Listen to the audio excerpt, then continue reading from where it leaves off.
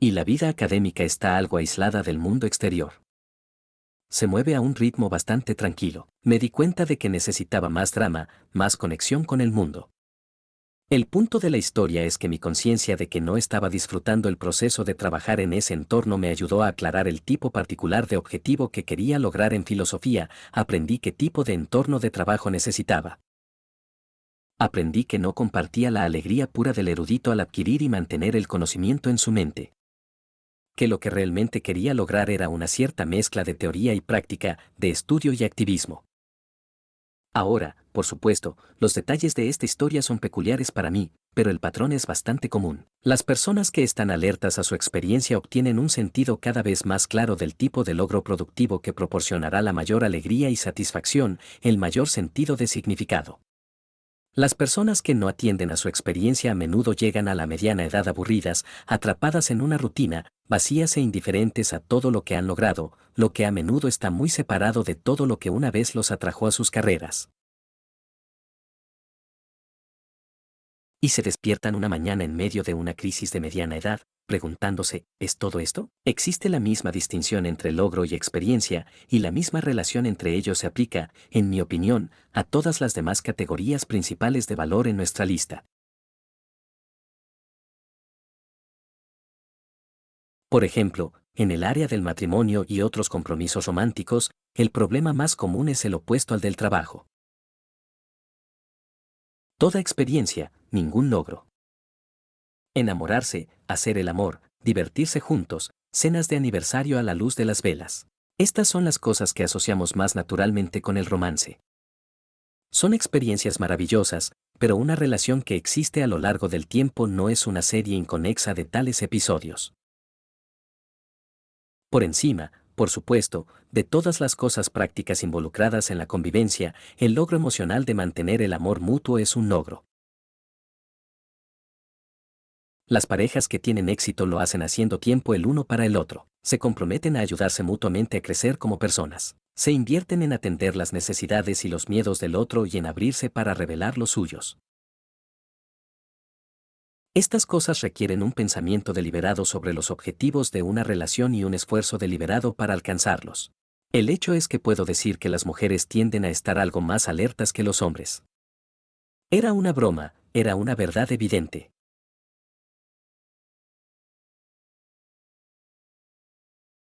Dije, tenso. Y observe que estoy usando el concepto de logro de una manera mucho más amplia de lo que es habitual en el objetivismo, donde normalmente se asocia solo con el trabajo productivo. Yo definiría el logro como la creación de valor en cualquier ámbito, ya sea el trabajo o las relaciones o la crianza de los hijos o lo que sea. Y yo diría que la interacción de la inexperiencia en el logro se aplica a todos los ámbitos, así como al trabajo, y que encontrar el equilibrio adecuado entre ellos es esencial si los valores fundamentales de uno deben proporcionar un sentido de significado. Creo que este es un terreno muy fértil para una mayor exploración y desarrollo por parte de los objetivistas en la aplicación de los principios básicos a estas áreas. Recién he comenzado a hacerlo, pero espero que otros se unan a mí en esa investigación. Pero permítanme pasar ahora a otro punto, uno más sombrío. Si hubiera alguna duda sobre la importancia vital de un sentido de significado en la vida de uno, o sobre el papel de los propósitos y los valores fundamentales para proporcionar ese significado, el fenómeno de la depresión deja esa duda en reposo. Quiero hablar brevemente sobre la depresión porque proporciona una ilustración muy gráfica de todo lo que he estado diciendo. Ahora estoy hablando de depresión grave, depresión clínica, no de los malos estados de ánimo o los días de depresión que todos tenemos. En la mayoría de los casos de depresión, y quizás en todos, los desequilibrios químicos en el cerebro se encuentran entre las causas. Y en esa medida, por supuesto, la depresión no está fuera del ámbito del propósito, la elección y el valor que nos preocupan. Es una afección médica y debe tratarse médicamente. Aunque lo es, no creo que sea un problema químico del todo. Sin embargo, no me preocupan las causas aquí, me preocupa la experiencia interna de la depresión y lo que nos dice sobre el significado. Aunque no hay dos personas que puedan tener exactamente la misma experiencia de la afección, existe un patrón común que surge si lee los informes de los pacientes. Es un patrón de oscilación entre una especie de dolor activo y una apatía pasiva, fatiga y aburrimiento. El rol pasivo es el que es más visible para los demás, el más fácil de entender y ver. Pero para el paciente mismo, el dolor activo es la esencia de la afección. Es un sentimiento que a sus víctimas les resulta difícil expresar con palabras, pero aquí hay algunos intentos. William Styron, en un libro llamado Darkness Visible, escribió sobre su propia experiencia: eran más de las 4 en punto y mi cerebro había comenzado a soportar su familiar asedio, pánico y dislocación. En el sentido de que mis procesos de pensamiento estaban siendo envueltos por una marea tóxica e innombrable que borraba cualquier respuesta agradable al mundo viviente. Otros describen el sentimiento como una especie de trampilla que se puede abrir bajo sus pies en cualquier momento, sumergiéndolos en un oscuro sotobosque del alma, donde la profunda desolación y la desesperación, el anhelo y la pérdida forman una especie de brebaje de brujas de dolor agonizante. El compositor francés Héctor Berlioz, que sufrió episodios de depresión mayor toda su vida, escribió en sus memorias: es difícil poner en palabras lo que sufrí, el anhelo que parecía estar arrancando de raíz mi corazón, la terrible sensación de estar solo en un universo vacío, las agonías que me atravesaban como si la sangre corriera helada por mis venas. Lo discutido con la vida. Hay dos elementos en esta condición que se destacan como esenciales. Uno es una sensación de vacío interior. Berlioz habló de luchar contra la aplastante sensación de ausencia en un famoso ensayo. Freud señaló que los síntomas de la depresión y del dolor son casi idénticos, excepto en un aspecto, tanto en el dolor por la pérdida de un ser querido como en el fenómeno de la depresión. Hay dolor, hay abatimiento, hay una pérdida de interés en el mundo. Pero la diferencia es que la depresión implica una pérdida de autoestima y, lo que es peor, una sensación de que la propia identidad ha desaparecido. En el dolor, dijo, el mundo se vuelve pobre y vacío. En la depresión, es el yo el que se vuelve pobre y vacío. Un paciente de un grupo de apoyo lo expresó de manera algo más gráfica: siento que morí hace unas semanas, pero mi cuerpo aún no se ha enterado. El otro elemento es la pérdida de compromiso con muchos, si no todos, los valores fundamentales de la vida. El trabajo que una vez fue satisfactorio ahora parece aburrido, un deber que ya no tiene ningún significado. Los nuevos proyectos que uno solía perseguir con una brillante alegría en el desafío ahora parecen una carga imposible. Asustar el hogar que una vez parecía tan importante como un reflejo de uno mismo ahora era solo un lugar para estar, supongo que no peor que cualquier otro. Las personas con las que uno está más cerca, los cónyuges, los amigos, la familia también pueden desaparecer en la distancia. Muchas esposas han dicho que es como si no existieran mientras sus maridos estaban deprimidos. Eran totalmente invisibles para la persona deprimida. Por supuesto, ya es bastante malo no poder responder o interactuar con quienes lo aman. Lo que lo empeora es la culpa de la incapacidad de responder a sus propuestas de preocupación. Pero la incapacidad es bastante real si crees en lo que dicen. Hacia todos sus valores fundamentales en todas las áreas de su vida, incluidas las personas que ama. En el polo activo de la condición, está bien, siente indiferencia en el peor de los casos, y en el polo activo de esta condición, una especie de sensación angustiosa de haber perdido todo significado, toda dirección en la vida. Por lo tanto, implícito en la experiencia de la depresión hay una sensación de pérdida de sí mismo y pérdida de propósito. El intenso dolor que causan estas pérdidas es una marca de cuán importantes son los propósitos de uno para dar valor a la vida, y de cuán importante es el sentido de la propia identidad como quien persigue estos fines y experimenta el proceso y el logro de la meta. En la depresión, con su vacía y dolorosa sensación de pérdida, estas cosas se han ido. La vida no parece que valga la pena vivirla, no parece que valga la pena elegirla. Puede parecer intolerable. Los pensamientos suicidas son comunes entre los pacientes deprimidos, tan comunes, de hecho, que se utilizan como criterio de diagnóstico. La muerte parece atraerlos como un escape del dolor. No el dolor físico, sino el dolor espiritual de una vida que se ha vuelto vacía y sin sentido. El conocimiento de que uno siempre puede elegir la muerte parece funcionar como un mecanismo de control, una afirmación final de control sobre ese dolor. La muerte es el hermoso amante que anhelan abrazar. Acepta a sabiendas de que solo puedes hacer trampa una vez en tu matrimonio de por vida. Por supuesto, un pensamiento suicida no es una intención, y mucho menos el acto en sí, pero puede conducir todo el camino por este camino. Unas 30 personas al año en este país se suicidan. Los investigadores estiman que por cada suicidio probablemente haya al menos 10 intentos serios pero infructuosos. No todos estos actos son producto de la depresión, pero la mayoría parece serlo. Para estas personas, la pérdida de significado en sus vidas, la sensación de que nada en la vida hace que valga la pena vivirla, la ausencia de cualquier sentido de propósito los confronta con la elección de vivir o no. En su forma más directa, no podría haber una prueba más clara de que el compromiso de una persona con la vida como su valor último depende de su sentido de que vale la pena vivirla. Eso es lo que proporciona mi cerradura en la vida. Mi propia vida como un propósito continuo, y lo que hace que valga la pena vivir mi vida son los valores que busco lograr en cada área de mi vida, junto con la experiencia de perseguir esos valores. En ese sentido, parece que los defensores de la opción 2 de la teoría 2 tienen razón. En cierto sentido, elegimos la vida porque es un valor. Eso es correcto. Elijo la vida, mi vida por los valores que encuentro en ella. Pero estos no son valores morales per se. Son los valores profundamente personales de los que hemos hablado.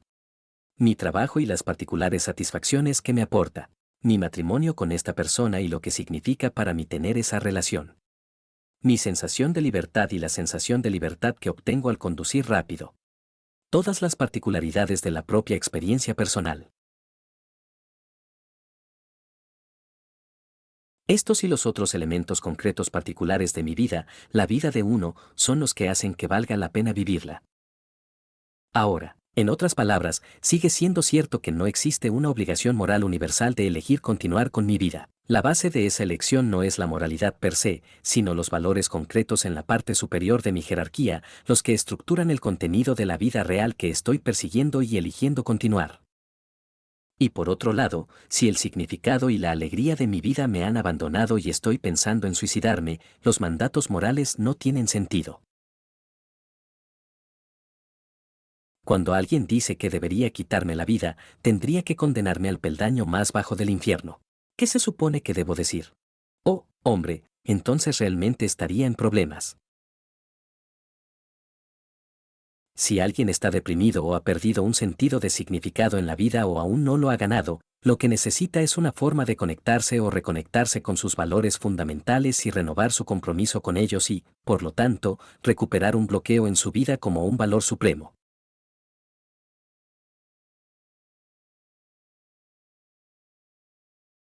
Ahora he usado el concepto de compromiso para describir nuestra relación con nuestros valores fundamentales.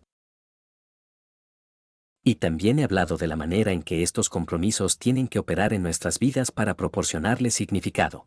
A nivel de nuestros valores fundamentales, nuestros compromisos con ellos son los que dan estructura a nuestras vidas a lo largo del tiempo, integran los días y los años en un todo significativo.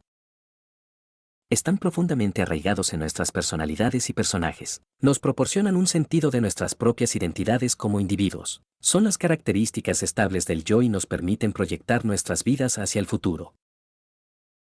Nos permiten actuar en el presente con la confianza de que nuestro yo futuro se va a llevar a cabo. Estamos estrechamente comprometidos con estos propósitos básicos y eso es lo que sostiene nuestro compromiso con la vida misma.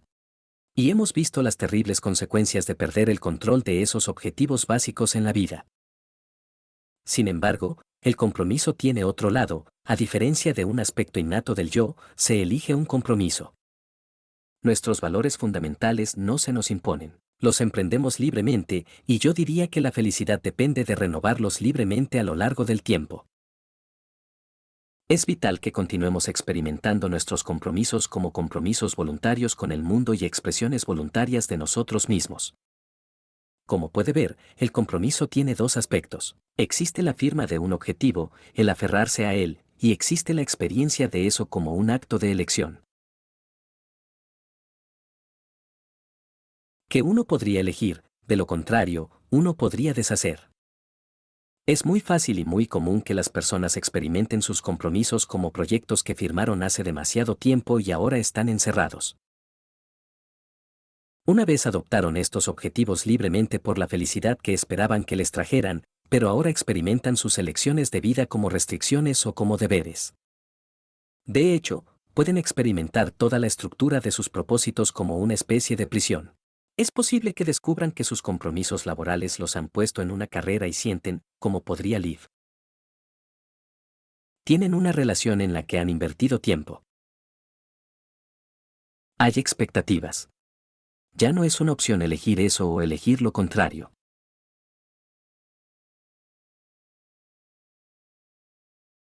He dicho que al elegir vivir, elegimos continuar nuestras vidas individuales y concretas con el contenido individual que tienen.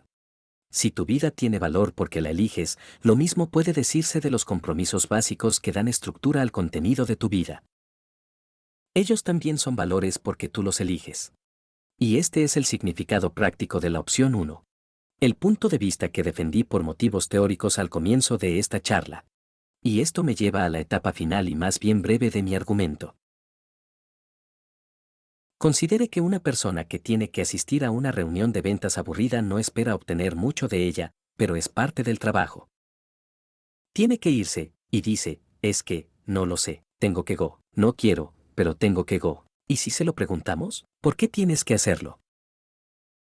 Podrías elegir no ir. Tengo que go, porque si no voy, será una marca en mi historial. Será más difícil conseguir el aumento y ascender en la empresa.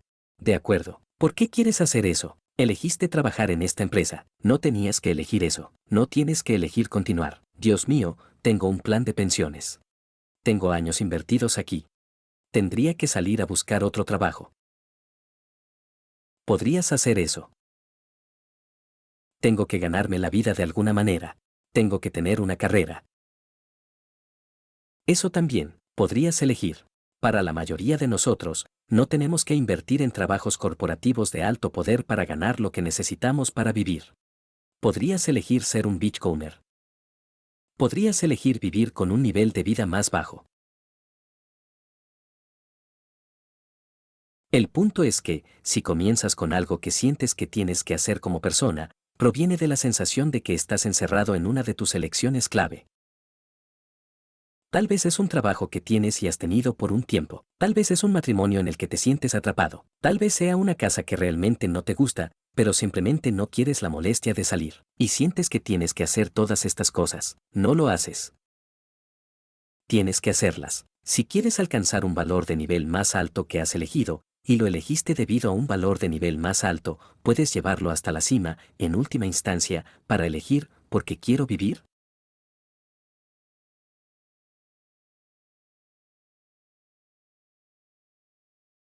El concepto de mala fe de Sartre, creo, tiene un grado de validez, aunque no en el contexto en el que habló de ello. Hay una especie de mala fe al decir que tengo que hacer este periodo. No porque quiera lograr un objetivo más alto, no porque lo elija como parte de una vida total o un plan total a gran escala para lograr uno de mis valores fundamentales. Y es de mala fe porque está negando su propia responsabilidad de tomar la decisión de hacer eso y de invertir en ello y de continuar haciéndolo.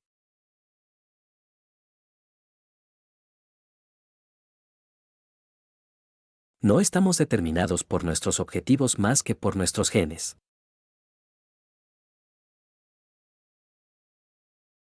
Entonces, ¿qué sucede cuando llegamos al nivel de los valores fundamentales? ¿Qué pasa cuando le preguntamos al tipo que no quiere ir a la reunión de ventas? Hasta la pregunta, ¿por qué quieres trabajar en absoluto? ¿Por qué quieres tener una carrera? Tengo que tener una carrera.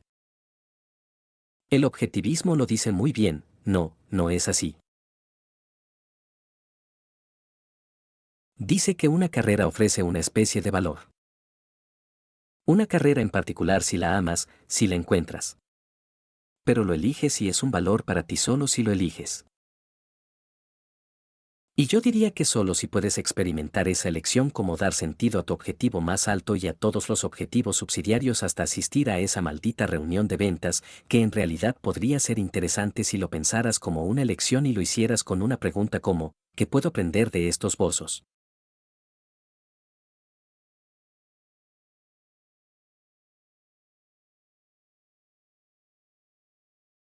¿O qué puedo aprender sobre cómo no se deben llevar a cabo las reuniones? Al observar cuidadosamente o al trabajar en mi cabeza mientras finjo escuchar, ¿cuál es la posición correcta?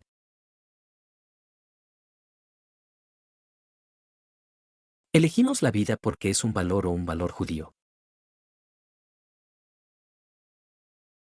Ahora hay una especie de rompecabezas filosófico que los filósofos han planteado, que sucede cuando llegamos a esas elecciones de nivel básico. La elección de una carrera en particular que es un valor central que adoptamos como un fin en sí mismo. Lo elegimos como un fin en sí mismo, no como un medio para algo más elevado. Entonces, ¿de dónde viene esa elección?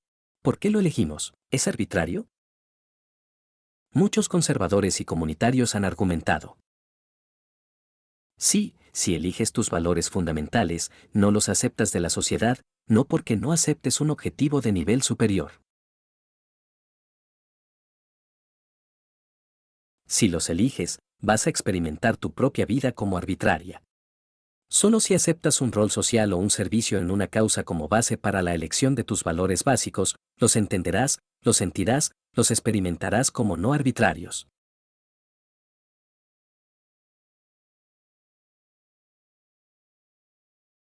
Así que tenemos que vivir por algo más elevado.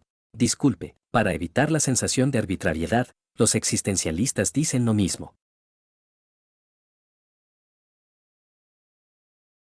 En cierto sentido, es solo la otra cara de la moneda. Sachs y otros sostenían que la vida es absurda precisamente porque nada dicta qué valores fundamentales debemos perseguir. Adoptamos libremente estos proyectos en nuestras vidas, pero nada nos dice qué proyectos adoptar. Así que es absurdo y lo sentimos como absurdo. Y eso no es bueno. Pero el objetivismo, creo, dice que las elecciones a ese nivel provienen del yo. Vienen de nuestro dicho en algún nivel, quiero esto. He mirado muchas, muchas cosas en el mundo. Quiero esa. Quiero que este tipo de carrera funcione aquí. Quiero a esta persona. Quiero hacer esto con mi tiempo libre. Ahora estoy seguro de que podemos explicar de dónde provienen esas elecciones mirando hacia atrás en la historia de nuestras asociaciones y lo que nos resulta más cómodo en términos de nuestro estilo cognitivo, etcétera y etcétera. Podemos explicar muchos de esos deseos. El yo no es ese nodo que desaparece del que hablaba Sartre, ni es una construcción social. Como el todo colectivista, el yo es una entidad real existente que se ha ido desarrollando a lo largo del tiempo a medida que vive a través del contenido de nuestras vidas. Pero no me interesan las explicaciones, me interesa la experiencia. La experiencia es que quiero esto y eso es suficiente. Por supuesto, tengo que aceptar la realidad. Es real, es una restricción, y si el deseo choca con el hecho, tengo que tener en cuenta el hecho y ajustarme. Después de todo, no quiero tener objetivos contradictorios, no quiero tener deseos irrealizables. Pero si nos valoramos a nosotros mismos, creo que es esencial que estemos preparados para decir, estoy haciendo esto. Estoy persiguiendo estos valores fundamentales porque los he elegido y los quiero. Porque nos enorgullecemos del ejercicio de nuestra elección. Nos enorgullecemos de querer lo que hacemos. Orgullo porque es una expresión del yo. Orgullo en el sentido de que esto es bueno porque lo he elegido.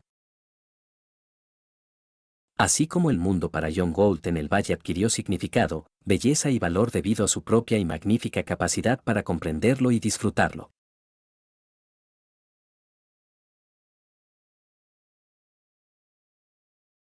En el manantial, Gail Benham piensa para sí mismo en su vida, y dice, Si fuera cierta esa vieja leyenda de comparecer ante un juez supremo y nombrar el historial de uno, ofrecería con todo mi orgullo no cualquier acto que haya cometido, sino la única cosa que nunca he hecho en esta tierra, que nunca he buscado una sanción externa.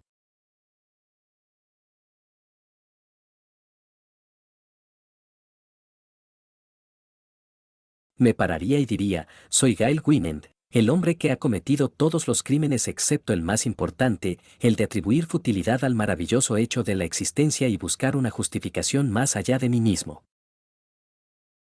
Este es mi orgullo que ahora, pensando en el final, no llore como todos los demás hombres de mi edad.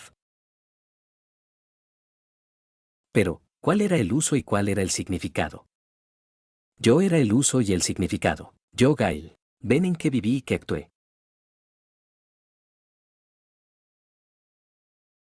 Ustedes son el significado de sus vidas. Ustedes también son los autores. Gatsby.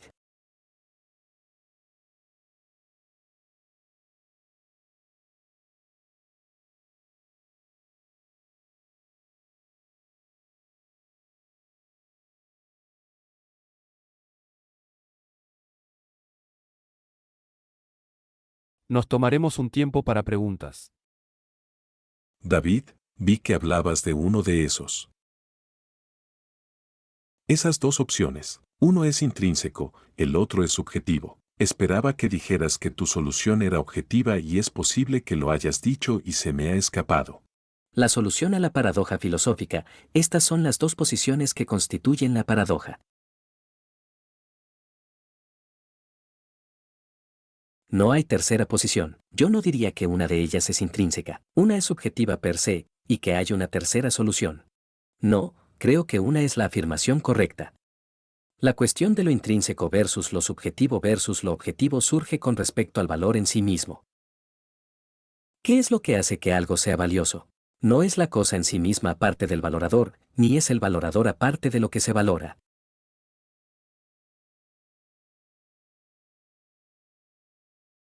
Porque solo puedes valorar algo que está ahí fuera y está sujeto a las restricciones relacionadas con lo que es. Lo que estoy diciendo es que en el ámbito de los valores, la relación entre lo valorado y el valorador que es necesaria para que algo sea valioso es que el valorador sea consciente de ello, lo persiga y, en el caso de los humanos, lo persiga voluntariamente porque tenemos libre albedrío.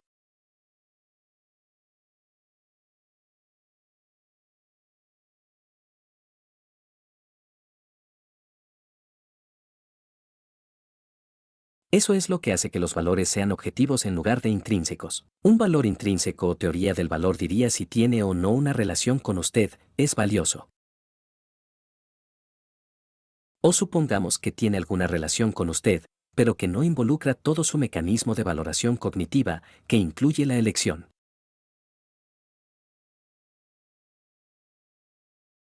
Entonces eso seguiría siendo una especie de visión mixta, pero aún intrínseca. Por lo tanto, estos términos técnicos se aplican al valor per se, no a estas declaraciones en particular.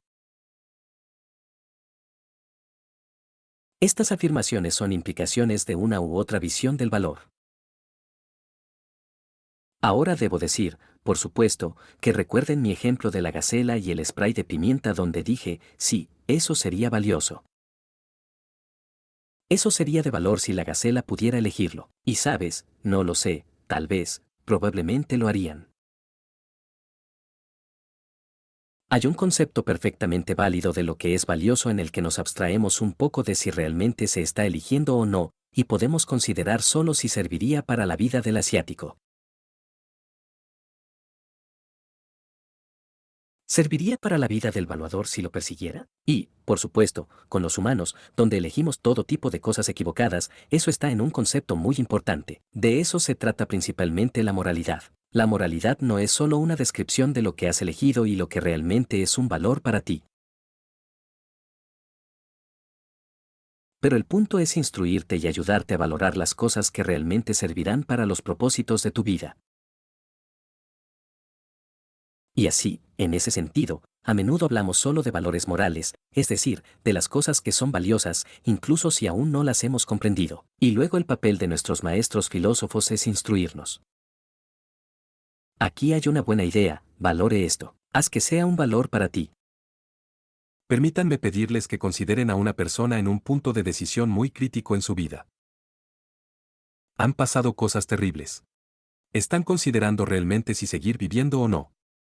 Piensa en miles de personas que salieron de los campos al final de la Segunda Guerra Mundial y ven la posibilidad, al menos la posibilidad de algo bueno si deciden seguir viviendo.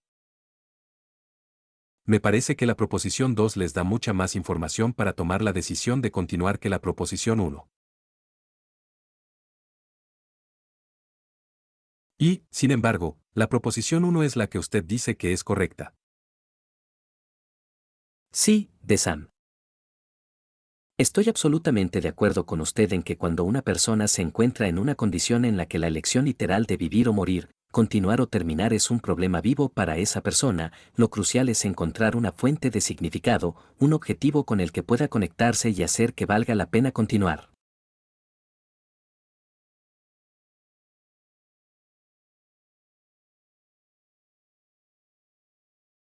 Y ese es el sentido práctico en el que estoy diciendo que hay verdad en punto 2.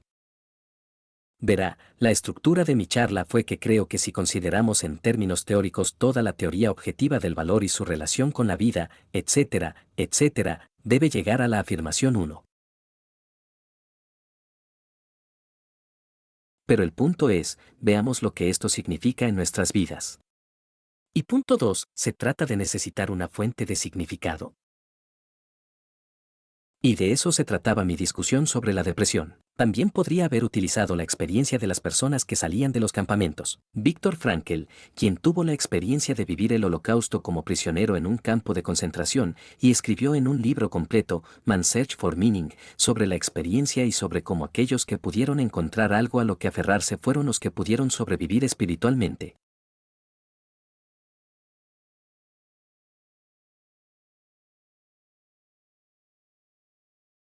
Y en muchos casos marcaba la diferencia si realmente sobrevivían físicamente al salir de los campos. Podría haber usado eso como otro ejemplo de lo importante que es tener ese significado. Entonces, punto 2 es cuando lo traduces en términos prácticos, ya que la necesidad de una fuente de significado es absolutamente correcta. Es absolutamente. Pasé la mayor parte de mi charla al respecto, así que no tengo ninguna objeción a lo que estás diciendo. Sin embargo, creo que en algún momento, tal vez cuando estás luchando con esa pregunta, no es exactamente el momento. Pero en algún momento la experiencia de haber elegido esto tiene que entrar en juego para que sea completamente significativo.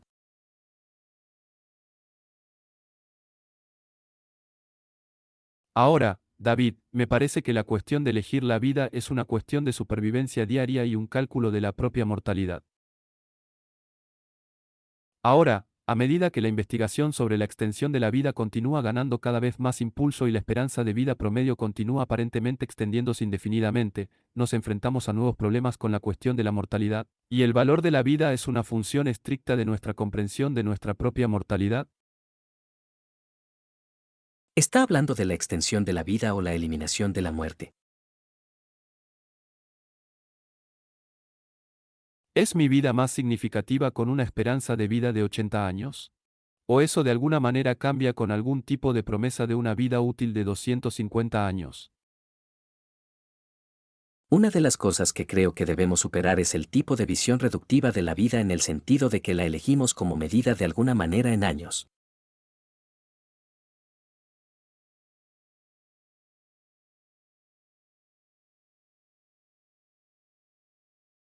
Como si la obligación de uno fuera vivir el mayor tiempo posible, vivir de yogur y ensalada para poder vivir hasta los 100 como esa gente de la montaña en lugar de 80.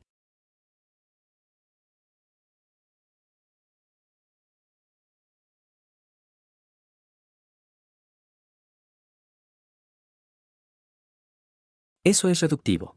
Lo describo como reductivo porque es un estándar biológico. Y no somos seres biológicos. Somos seres espirituales y biológicos. La vida que elegimos es una vida llena de contenido, rica en significado. Y es solo si elegimos esos significados que tenemos la capacidad de vivir en absoluto. Así que me parece que puede haber consecuencias de las elecciones de vida que tienen efectos en su longevidad.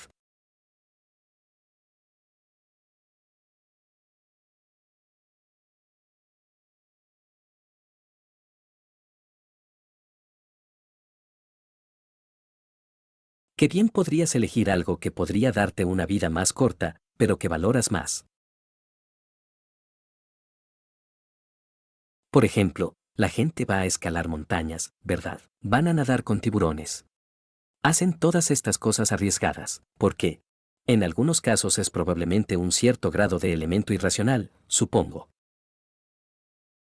Pero la mayoría de ellos te dirán que se sienten más vivos cuando se enfrentan al peligro y lo superan, y que eso juega un papel realmente importante.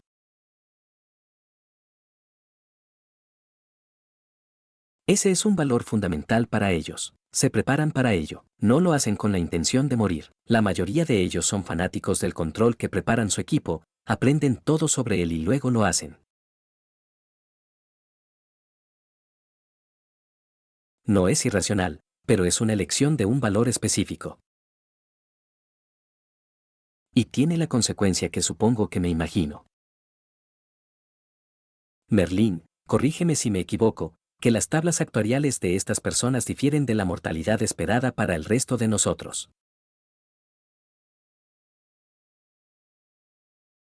Ahora, en primer lugar, estabas preguntando y déjame preguntarte. También tenía la intención de preguntar sobre la extensión de la vida a través de los avances médicos y las implicaciones de cómo eso cambiaría nuestro concepto de la elección de vivir. Absolutamente. ¿Qué tan valioso crees que es en este punto para la persona promedio buscar la extensión de la vida? Creo que depende de lo que la persona en cuestión, no la persona promedio, sino tú o yo, queramos de la vida. Por supuesto, si estas cosas estuvieran disponibles, las habría aprovechado con seguridad. En términos generales, si no hay otras cosas iguales, más vida es mejor que menos. Entonces, si la medicina puede extender nuestras vidas como lo ha hecho tan brillantemente durante un par de siglos, genial. Cuanto más largo, mejor. Mientras no vivamos como Dorian Gray, eso es. Pudimos disfrutar de esos años extra, pero no lo sé.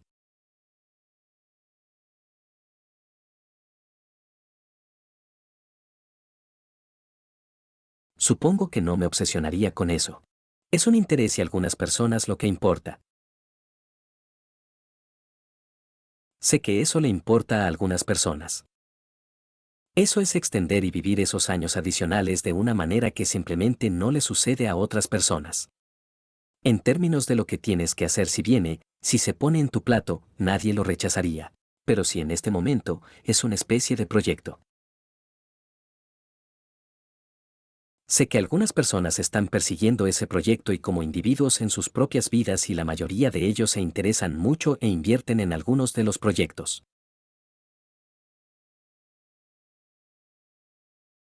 La ciencia y la producción de nuevos fármacos y terapias. Es maravilloso, pero no lo veo como una obligación. Hacia el final de su charla, parecía que estaba diciendo que algunos de los valores centrales de su lista, como la carrera y el lugar donde elige perseguirla en el romance, etc., sonaban como si hubiera una especie de opciones de curso filosóficamente sin restricciones. Y me preguntaba si querías calificar eso porque puedo ver algunos problemas con eso en términos de que alguien elija una carrera para la que no está preparado, o para la que no ha pensado, o para la que no está preparado, o incluso el ejemplo de Gail Benen, que sería un caso extremo real. Ha elegido algo que su elección de carrera, si no está restringida, es tener poder sobre otras personas.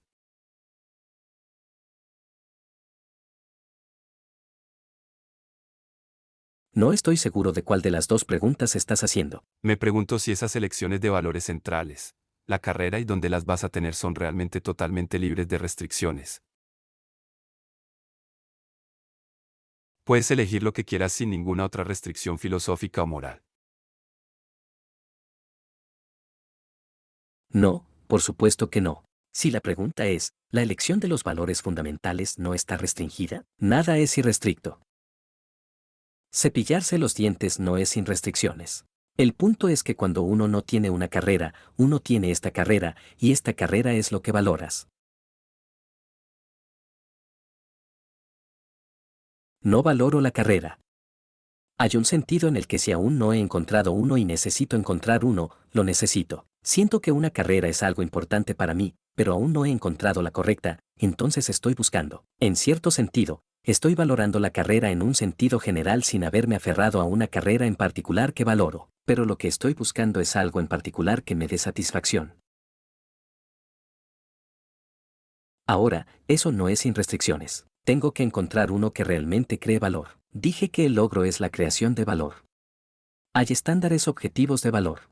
Ejercer poder sobre las personas no es un valor. Esclavizar a la gente, defraudarlos. Hay muchas cosas que una cadena no es un gran valor, por lo que esa sería la respuesta.